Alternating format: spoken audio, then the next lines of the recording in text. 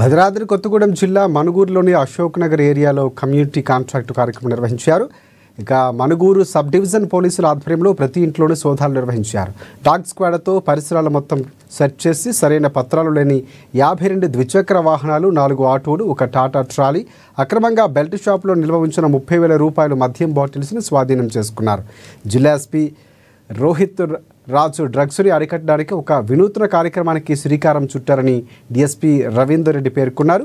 యువత చెడు వ్యసనాలకు బానిసలై వారి బంగారు జీవితాలు నాశనం చేసుకుంటున్నారని, ఈజీ మనీ కోసం అలవాటు పడవద్దని అవగాహన కల్పించారు.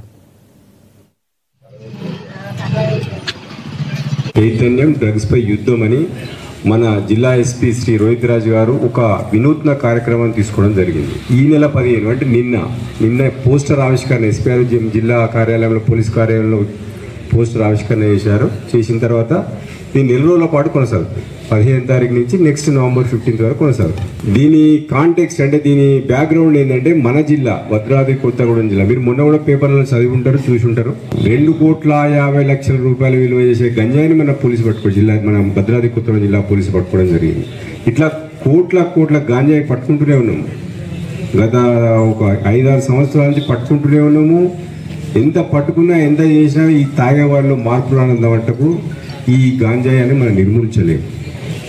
కాబట్టి మేము అంటే పోలీస్ తరఫున మేము చేయాల్సింది ఎన్ఫోర్స్మెంట్, అంటే పట్టుకోవడము, కేసులు పెట్టడము, జైలుకు పంపడం, ఇవన్నీ చేస్తున్నాం.